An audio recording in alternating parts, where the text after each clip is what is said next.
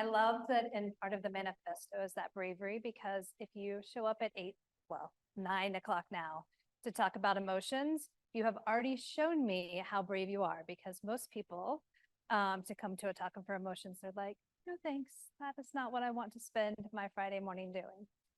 Also, the chapter, I can't remember which chapter gave us endurance, but they did a much better job on the definition, I think, than the traditional hardship, right? Like when we think of endurance, we think of hardship.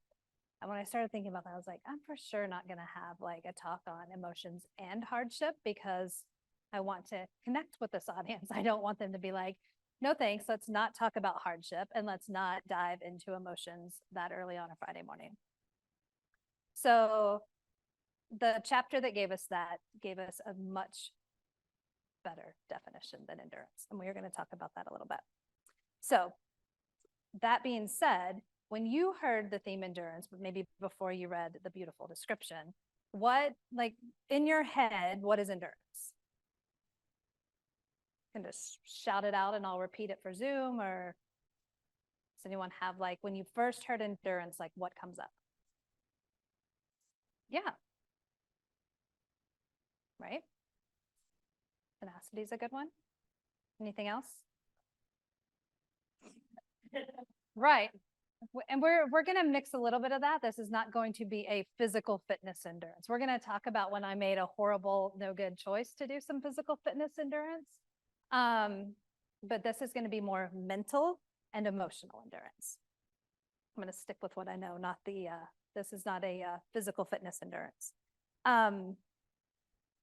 So I loved this part of it when it said so the unwavering flame that burns within us, illuminating or calling you back to your path. Because to me, that's the endurance, right? We get started on something and we're going, and we get pulled off our path, and we come back, and we start going again, and we get pulled off our path, and we come back again. So it's like that endurance. We hold the vision of what we want. I'm sure all of us are holding some sort of vision of what we want for ourselves, what we want for our work, what we want for our community, our families, right? We have that vision. Do we have the endurance to get ourselves there? Will we stick with it? Stick-withedness, is that, yeah, right? Stick-to-itiveness. Do we have that? Will we stick with it? So when we,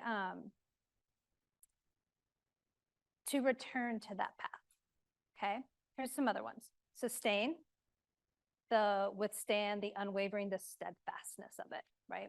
And I added this came, the next part came from the write-up that the other chapter did, that it whispers. I added the loudly part because mine doesn't whisper, right? That muse, that spirit within you, is it a whisper, or does yours also, it may whisper in the beginning and you're like, yeah, that needs to happen. That needs to be put out in the world. Yes, I know that's my work or that's my calling. And it'll whisper a few times. And then what happens? It's a little louder. It's a little louder.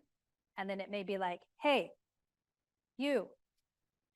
Shakes you up a little bit. And it's like, that's your work. Do you have what it takes to put it out there? Can you feel all the emotions? We're going to get into that. Don't worry. Can you feel these emotions that you're feeling that are stopping you? So that's the little bit of like, I had to add the loudliness because, my muse and inner voice is not loud. It does not usually whisper. It is a like, hey, get your shit together. Let's do this. Let's do what you said you wanted to do. Let's make the commitment. And then with each obstacle we conquer, this is the other one too, our spirit grows stronger and our determination becomes unshakable. So I did climb a mountain just about a year ago. In a moment of weakness, there was a group of friends, colleagues that were putting together, has anyone heard of the 29029, the 29029 race? Well, let me inspire you or warn you not to do it. No, I'm just kidding. It is your own Everest, okay? So they rent out, this was in Whistler. I flew to Canada just about a year ago. And you will hike up, gondola down, hike up, gondola down until you get to 29,029 feet. So it is, you have 36 hours to Everest. They do it in Sun Valley, Idaho. They did it in Jackson, Wyoming this year. Utah has a couple of them. So I will say this, it did change my life. I fell for it. I have a very motivational friend who is an endurance athlete. I'm not. And she had me in tears. She was like, what's on the other side of that mountain? What will you learn in like the year of training, flying to Canada, getting up at super early in the morning? And this is the question she asked me, what's your mountain? She was like, and I don't mean the Blackcomb Mountain in Whistler. Like, what's your mountain? Where are you? And I was like, I'm too old. She was like, there's an 80-year-old man that's doing it. There's 70-year-old women. There's 60. And I was like, okay, that excuse didn't work. The too old didn't get me out of it. She was like, what's your mountain? She was like, what do you want to do? So I was like, okay, I'm in. Like tears. She's talking to me and there's a whole group. And I love most of the women that were going. So I was like, okay, I can do this. I tell my husband, he's like, you've lost your mind. He was like, you halfway up Piesta while you're like turning around and going back down. And I was like, yeah, but I have a year. I have a year to get ready and, mentally, physically, emotionally get ready for this mountain. And he's like, I'll train with you. And I was like, oh, I don't know if that's good. I don't know if that's good for our marriage. But it was, and he hiked super early with me and would go out and would motivate me. And there were words there, we are still happily married, but there were some moments we weren't sure it was going to work out. So this is my question for you, just as we kind of talk over the next 45 minutes to an hour. What's your mountain? It may very well be a physical mountain. Maybe you have wanted to do an endurance event, or you want to get up Piestewa or Camelback or Tom's Thumb, whatever. Maybe we have lots of beautiful, amazing hikes in Phoenix and in the state. Or it's an inner mountain, right? Maybe there's that inner mountain that you're like, keeps coming up, and it's daunting, right? It's like that peak. It's like, I'm not going to summit that mountain. Maybe it's a work mountain. Maybe it's a creative project, Creative Mornings, creative room of creatives. Maybe there's this calling that you've been having that needs to get out there. And you're like, that's my mountain. Emotional mountain, we're going to talk about some of those. We're going to talk about like the emotions that stop us, the emotions that are kind of underneath, that sit just underneath endurance, and maybe an emotion that you're like, I do not like that. I numb it, I push it away. What's on the other side of that? What if I let that emotion in? How would that change me? How would that change the action I'm taking or the work that I'm doing? Or maybe it literally is a physical feet in the dirt. Again, I'm trying to think like temperature wise, where are we? Like sweat pouring off of you, probably still likely unless you get up bright and early. Like the physical mountain. Okay, what does it take, right? So I want you to take just a minute, think about it. If you're taking notes, write it down, like just get a vague idea, or you may have a very specific idea of what is my mountain. Okay, then we're going to talk about what does it take. This was the second lap up. I was not ready. I knew I could handle the heat because I had trained here, and I knew Canada in September was not going to have heat. But this is what I wasn't ready for. In the second one up, it starts raining. There we go. Then it starts snowing. I don't have my coat. I was like, it was morning. I thought they had said like, snow's going to come tonight. My winter coat was at the bottom of the hill. So I have this rain slicker, which I've lived here since 1998. I don't have rain gear, okay? This is not a rain person, right? I didn't train in any rain because I trained here. So I was like, oh, great. So at this point, I'm not loving it. I'm like, why am I doing this? Why the hell am I on the side of a mountain in Canada? Not pleased with my friend at all. And this part becomes this was literally a 1 foot in front of the other all the way up. This was okay, you chose this, right? You're here, you've trained, let it go. There were probably some tears somewhere along here. There were some, for sure, tears on day 2 as I was attempting to finish. But at this point, it was more just like, oh, this is uncomfortable. I'm wet, I'm tired already, I'm cold. What did I sign myself up for? Okay. So what does it take? What do you think it takes to hold your mountain hold your vision of like your mountain. What does it take to get there? Planning. What else?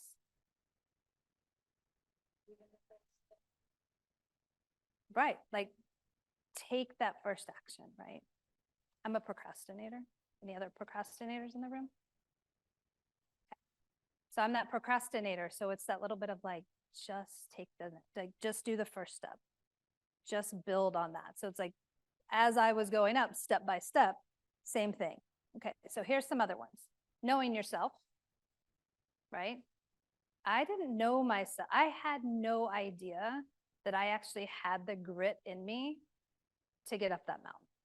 I had no idea that I had the grit in me to start numerous companies over the last several years. Although, to be fair, our first one, we started when we were 25, and I just say like we were so young and naive and dumb that we were like, yeah, sure, let's do this. Would I have do that now at this age? Maybe not. Not in this with the same like blind abandon jumping in. Resilience, right? That bounce back. Something happens, you bounce back. We get knocked down, we get back up. It's having that flexibility. So we have the knowing yourself. We're going to talk a little bit more about that a little later on. We have the resilience. We have grit. Angela Duckworth, has anyone read? Show of hands if you've read some Angela Duckworth. No? Yeah. So I love hers. Hers is passion and sustained persistence. So grit, as defined by Angela Duckworth in her book, Grit, and her TED Talk. If you don't want to read it, you can watch her TED Talk. Is passion and sustained persistence applied toward a long-term achievement. Okay. So it's like that grit. Like, do we have that grit in us? Can we tap into it and find it? Belief, right? That place trust in yourself, place trust in your community, place trust in like, I know this needs to get out there. I know this is what's next for me. I know this is what I really want. Do I have the belief?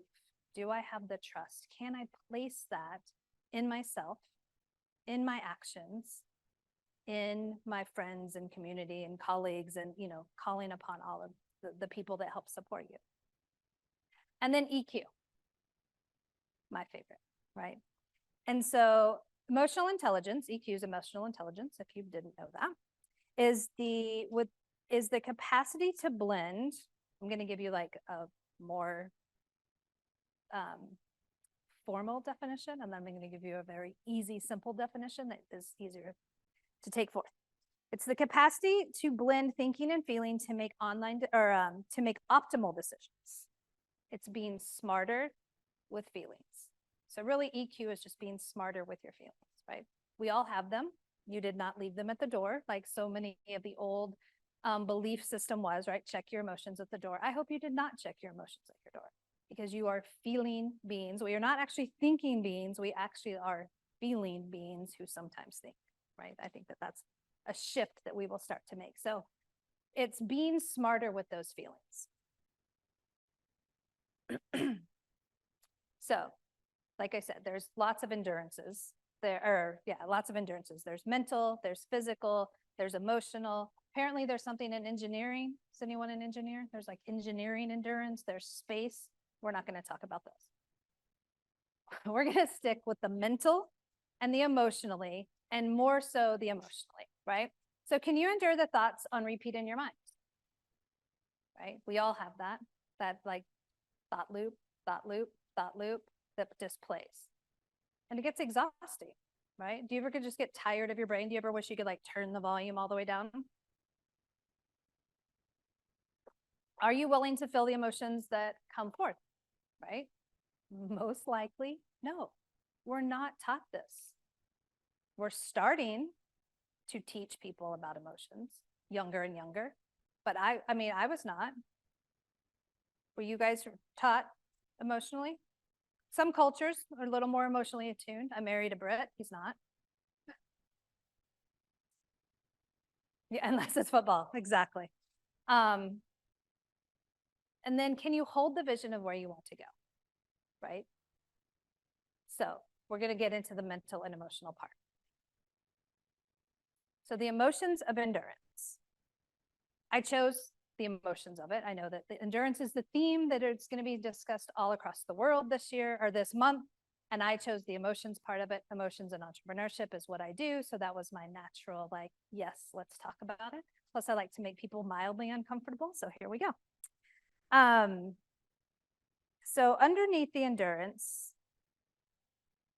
we're just going to go through it. You guys can shout out. We can add more to this list if we want to. So I talked to some clients about it. I talked to some other people and I was like, like when you think of endurance, when you think of like the last time you needed to tap into some endurance, what other emotions were with that? Because what happens is quite often we have a feeling, right? I'm going to use emotions and feelings somewhat interchangeable. They are different. Usually it's like a time thing. The emotions is like a biochemical release, and then the feeling comes next. But for this talk, we will use them a little more interchangeably. Underneath that is quite often another feeling, right? So we're talking about endurance, but what other emotions go with that? So determination, I think that was mentioned earlier. Patience, still working on that one, not good. Not a very patient person. That is one of my, if I had to pick a mountain, like an emotional mountain to work on, patience would be one of mine. Especially, I don't know if anyone lives in my neighborhood, but there are 2 roundabouts on Stanford, just north of Camelback, that no one knows how to use. Okay, I do not have a lot of patience for the people on the roundabouts on Stanford. Frustration. Ooh, that's a good one, right? Like frustration. Kids, do you have kids? You've felt frustrated, hands down. You can not raise your hand on that, and then I would know that you weren't being truthful. Because we all have frustrations. Frustrations with ourselves, frustrations with our colleagues, frustrations with the internet, frustrations with Zoom, like all the frustration that comes with it as well. Hope. Hope is that, to me, hope is that your future will be better and that you have a part that you can play in that, right? That's the hope. Like where I am now until where I'm headed can be better. And I have a role to do that. I have some agency in making that change. Anxiety. So anxiety, I just want to say, goes everywhere from like, ooh, I'm feeling a little unease to I'm in full panic. To, oh, my stomach's doing a little flip flop. I got a little butterfly. To I am like cannot talk. So there's a wide spectrum of anxiety. I just want to put that out there because that's this one of all of them, there's actually like a diagnosis that goes with. So I just want to be mindful of anyone that may have anxiety. And I'm like, oh yeah, I had a little like butterflies in my stomach and they're like, I'm on meds and can't, leave my house. So that's a wide range of anxiety. So it's on the list, but I also just want to mention that there's, a spectrum of the anxiety on that. And then satisfaction. So satisfaction, I put it on and then I took it off and then I put it back on, and I was kind of hesitant to leave it for this reason.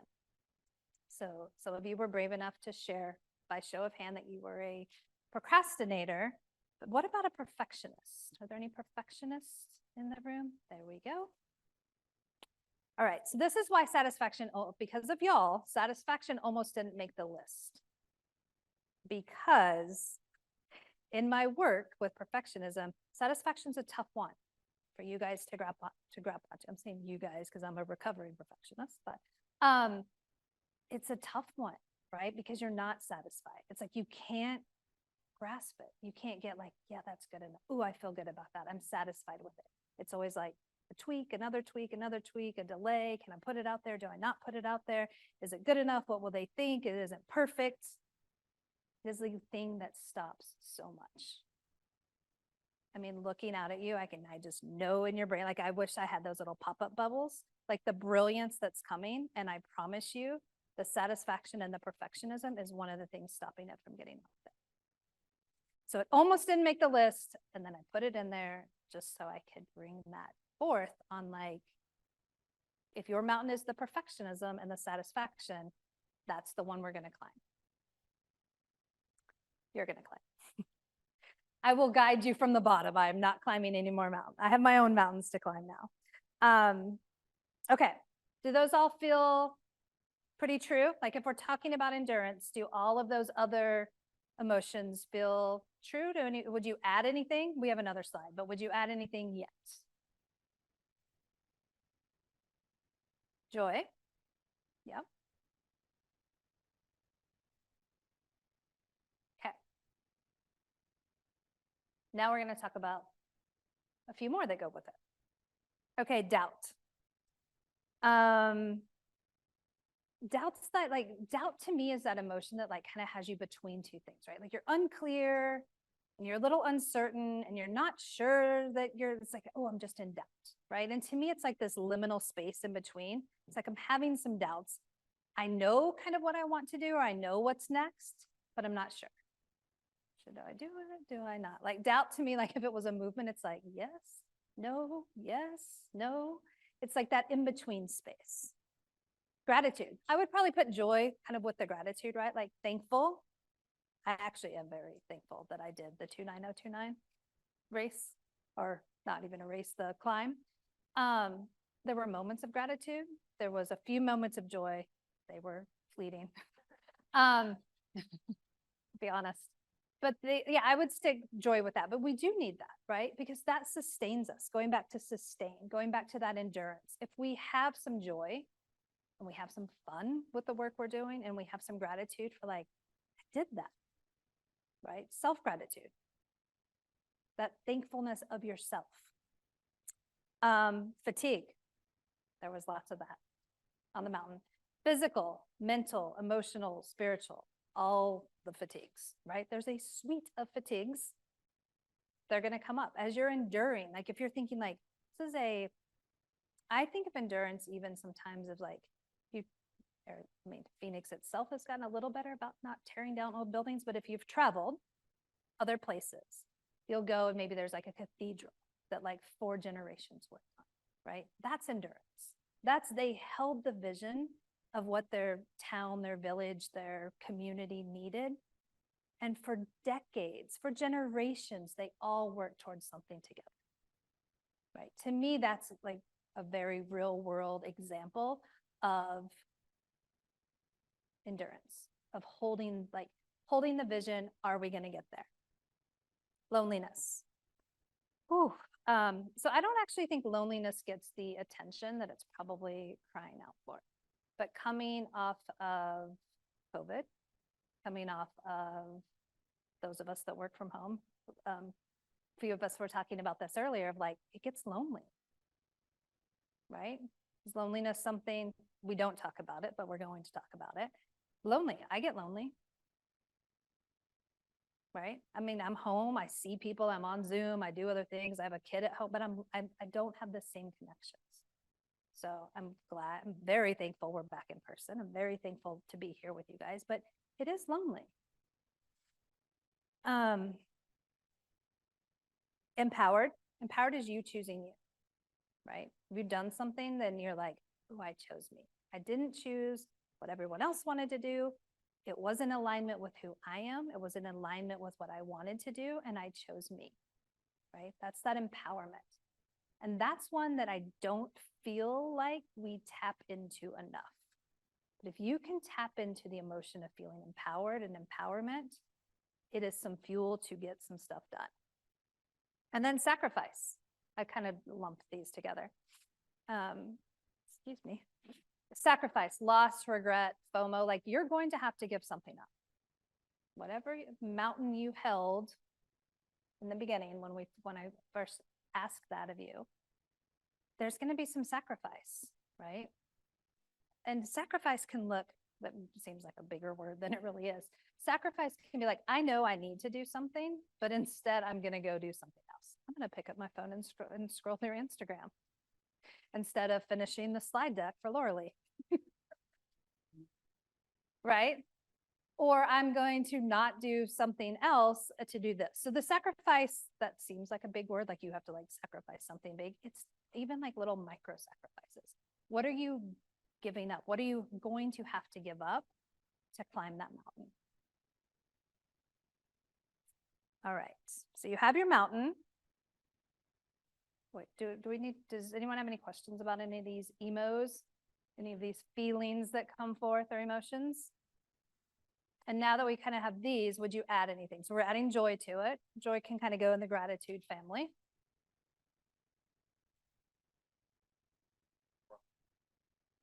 Pride. Pride's a good one, right?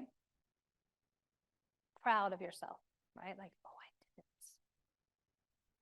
And that can be like from making a phone call to like getting something out to sending that first big proposal to any number of things. I think so often we want to anchor these emotions to like a big event when it can be a small event. Like, oh my gosh, I actually turned off notifications. This is for us procrastinators, and set my Pomodoro timer and got my butt in the chair and got things done. Right? That's a celebration. I actually took the wet laundry and put the wet laundry in the dryer and didn't have to rewash it. And from the dryer, it got folded and put away. It's a work from home challenge I have. Perhaps you guys don't. I actually see some heads nodding, so I know that I'm not the only one. Right? And the other one in here in like the loss is the grief. We also like, we think of grief, and I'm gonna make a bold statement here. As a culture, I know this is in many countries. In this country, I do not feel like we are very good at grief. We're not open to grief in this country. And I mean grief on all levels. Grief, for the sacrifice of this, I would put grief in there too. Grief is, oh, that didn't go well. I launched something, 2 people showed up. I thought it was going to be bigger, more than that. Or like, I put a project out there and I've worked on it so hard and it wasn't received the way I wanted it to. We don't grieve that. We don't take the moment. We don't take that pause to be like, that feels really shitty. Yeah.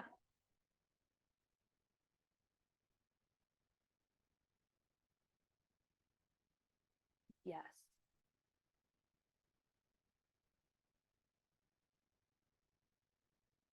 Great one. The release, right? Because you're not at the top. We are like way down here at the bottom of that mountain. We are looking up at it being like, whew, that's a trek. Are we going to get there? And releasing the expectation. That reminds me of a quote that I read when I was training for this. Mike Tyson said, everyone has a plan until you get punched in the face. Okay. And I heard that so many times. I was like, this is my plan. This is my plan. Well, the picture of me like trudging through the snow, I was like, damn you, Mike Tyson. That was not in my plan. But it did. It felt like a punch in the face. So you're right. It's that release of the expectation that you might have on yourself. And also release on like, this is going to take, quite possibly, this is going to take much longer to climb this mountain than we think it's going to take. Yeah, that's a great one. Okay, so we all have mountains to climb. So you have your mountain, right? Everyone has somewhat of an idea of a mountain that they want to tackle next. We've talked a little bit about emotions. We're for sure bringing endurance along with us. Like put that in your backpack. Endurance is coming along with us. And it doesn't have to be one of those. There's like, emotions go in like 6 or 7 categories, but there's actually like 3,700 different names for emotions. And that's really just in our culture. Italians have a lot more. There's any number of emotions that you can anchor to for this. Okay. How are we doing on time? All right, I was going to talk a little about in entrepreneurship with it, but let's go through the self summits, and if we have time, I'll come back to that. Okay, we are going to talk about okay, so you have your mountain. We've talked about some emotions. Now we're going to bring it from like here, right? Like get out of your big brains. So it's the shift, the big brain down into like more of a little heart space here. Did I mess up my mic tapping my heart there? We're good? Okay. Self-knowledge. So self-knowledge is the understanding of one's self, okay? Your characteristics, your beliefs, your values, your emotions, your traits, all of that. It's who you are as a person. And this is an inner. So we're going to cover 4, and this one's an inner one. it goes back to the Greeks, back to Apollo, know thyself, right? So this has been a long, let's just say, people for a very long time have been trying to know thyself. So this is the self-knowledge. It's also a tenet of EQ. It's a tenet of emotional intelligence, because until you know yourself and you know, like, oh, what's that sensation? What's that feeling? How am I reacting? How am I not reacting?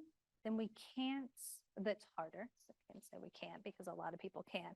It's harder to connect. It's harder to have those real connections and put yourself out there. But if you know yourself and you're like, these are my values, these are my go-to emotions, these are my characteristics, these are my traits, and I'm okay. This is me, like all the work we're doing here, right, of ourselves to put it out there. So this is the inner, the self-knowledge is your inner.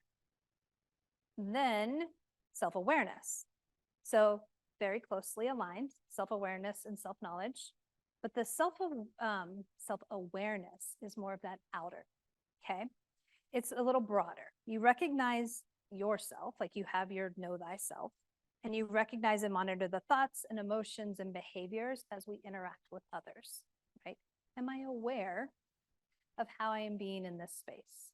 Am I aware of how I'm reacting and talking and communicating with others? Okay, and you attune to your inner knowing and your outer awareness. So it's like the knowing is the inner and the awareness is the outer. Is that clear? Because I know that these seem very similar. Like most people probably think self-knowledge and self-awareness are the same thing, right? I mean, I did. But they're a little different. So one is the know thyself, the inner work, and one is the how am I being in the outer. Okay, self-discipline. Ooh. That's a tough one, right? Like, am I gonna get up? Am I gonna get up at 4 o'clock in the morning and drive to the trailhead? Am I going to only have one Paloma when I go out tonight? Am I gonna have 3 Palomas when I go out tonight? Right? That discipline, what do you really want? Am I gonna do the work that am I gonna hold my word to myself? That's kind of how I like to simplify it down to like, am I disciplined enough to keep my word to myself, to honor what I say that I want to do versus the ease of doing something else in the moment, right? Also endurance. Endurance is the long game.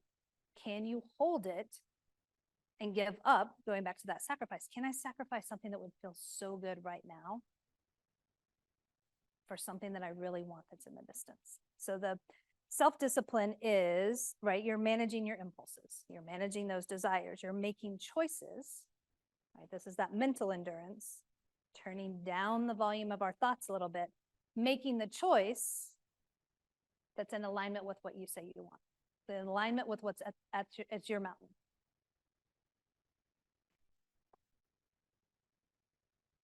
Okay, whoops, what's our next one here? Ooh, self-efficacy. Okay, so self-discipline is, again, kind of like a broader one. Self-efficacy is more task-based, right? So this is knowing, this is your belief in your ability. I'm going to read you like the proper definition. Belief in your ability to accomplish things that are in your competence and your capacity, you have the skills to meet it, okay? To me, that's like, I know what I'm good at, right? To me, it's the efficacy of like, these are the skills and tasks that I have developed and honed, and also we just kind of innately have, some of us, we all variety of different tasks that we're actually good at, traits or skills that we're actually good at. And then relying on that, right? Has anyone had that moment where you've just always been natural, like something comes easy to you, like you're naturally good at it, and then you meet someone, they're like, oh my gosh, I would pay someone so much money to do that. And you're like, wait a minute. I could do that in my sleep. What do you like? That's your self-efficacy. Something that's a skill or a trait that you know that you have and you're confident in, and you can put it out there. The other interesting thing I was reading, like doing a little research on the thing, and the higher your self-efficacy, it is increased to motivation. Do you think we need motivation for endurance? Efforts, and the persistence in pursuing. Okay, so tap in, like think about those. I was given a assignment one time of like the things that you're good at. And they were like, list 100 things. And I was like, I'm not good at 100 things. And it made me really like get in and be like, what can you do? I'm like, I'm not good at 100 things, but just listing those skills, right? And I mean, anything from like, I can make a killer pie crust from scratch. Like I get down to it. Cause if you're trying to fill 100, you are going to get very creative with the things that you know, like I could make a mean pie crust, which will also get you on the family list to always make the pies at, you know, Thanksgiving. So be careful what you put on your list. All right, so we have our mountain. We're a little familiar. We got a very broad overview of some of the emotions that go with endurance and underlie endurance. We know what we need from ourselves now, right? We have these self summits: knowing thyself, self-awareness, the self-discipline, and the self-efficacy. There are many other selves that I could have put on this list, but I chose 4, 1 for time, and 2 to not confuse you. And the efficacy, that's a little further down as you start to learn the levels of self or your self summits. But I wanted to include that because in this room is so much skill, right? There really is. Like there is so much skill sitting here in front of me and on Zoom and for all the chapters around the world that we're not using. And the reason that we typically do not use them is because there's an emotion that makes us feel uncomfortable. And we're like, I can't possibly do that. So I said that patience is probably one of my mountains in front of me. At this age, I'm kind of like, yeah, I don't know if it's ever going to get there. That's okay. There's other emotions on that mountain too. There's other works. Like I have a program that I've been trying to put out for a very long time that is definitely a mountain. And I'm chipping away and I'm chipping away and I'll get that inner mean girl voice, which Mean Girl Day was just this week. I didn't know that, but I have teenage daughters. October 3rd, thank you. Actually, it's a funny side story. We were at dinner. So she just turned 18 and a 13-year-old. And the 18-year-old's birthday is October 3rd. And we're at dinner and the 13-year-old. Does anyone have a younger sister? Brutal. Younger sisters can be brutal. And she looks at her, right? Here we are like, you are the younger sister? All right. Molly would have said to her sister, like Violet said to her sister at dinner the other night, it's beautiful. I'm crying. I'm like, oh my God, she's 18. And Violet looks at her. She goes, of course, Mean Girl Day is on your birthday. Just dead pale, like from across the table. And I was like, touche, well played. So yes, my oldest birthday is apparently on Mean Girl Day, which kind of tracks sometimes, especially with this new 17, 18-year-old. We were talking about that. I'm like, I don't know what happens to your kids when they get that age. But then I remember back like, oh, you were a 17-year-old girl at one point. You do exactly remember what's going on in that brain. All right, so we have sorry, I got a little story tangent there. But so the self-efficacy is on there because you guys have those skills. And that emotion that gets in the way is stopping so much creative brilliance of getting out in the world. Like I said, I work with entrepreneurs. I do the emotion side of it because entrepreneurship and emotions are that roller coaster ride that you are signing up for. If you cannot feel what's going on in your body, entrepreneurship is going to be a hell of a lot harder for you. Not saying that you can't get there, but it is going to be a hell of a lot harder. And these are the conversations that I love to have. And these are the conversations that need to be happening because your emotions can become your fuel, right? Your emotions are what are going to get you up that mountain. They might knock you back down off that path. Remember in the beginning when we were like, can you get back on your path? And you get knocked off your path and you get back on your path. And just pick one or two. One or two, like there's any number of emotions list out there. I'm going to put my contact information up at the end. If you want a great one, I'm happy to share it with you. Pick one or two. What does this emotion mean to me? That's the other thing. How are we doing on time? Am I okay? A few minutes. Okay. An emotion in your body may feel very different than it's going to feel in Molly's body or Raquel's body or your child's body or your spouse's body or your co-founder's body, right? An emotion that you have, you might deal with completely different. You might feel it in your stomach where I feel it in my shoulders, right? Because the body typically can always also tell us what's going on. Emotions are just data, right? I don't do good emotions, bad emotions. They're all data points. They're here to tell you something. What are they? We just have to listen. So we're going to turn down, going back to the mental part, turn down the volume of these crazy brains, chaotic brains. Tap in a little bit more of like, what's that emotion telling me? What are these extremely tight shoulders and my ears all the way up here? Or this like pain in my stomach or this raging headache? What's it telling me? What is this low key buzz of doubt and fear trying to protect me from, right? Do I need it? We need fear at some point, but we don't need fear to stop us, right? We need the endurance to move on up the mountain, maybe come back down the mountain, maybe move back up the mountain, right? I always think of the other one too of like, but being mindful because remember the Price is Right guy? No, the little, what was it? The mountain climber, right? And he's going, going, going. And if you don't get it right, he falls off the like, bloop, he falls off the little edge of the thing.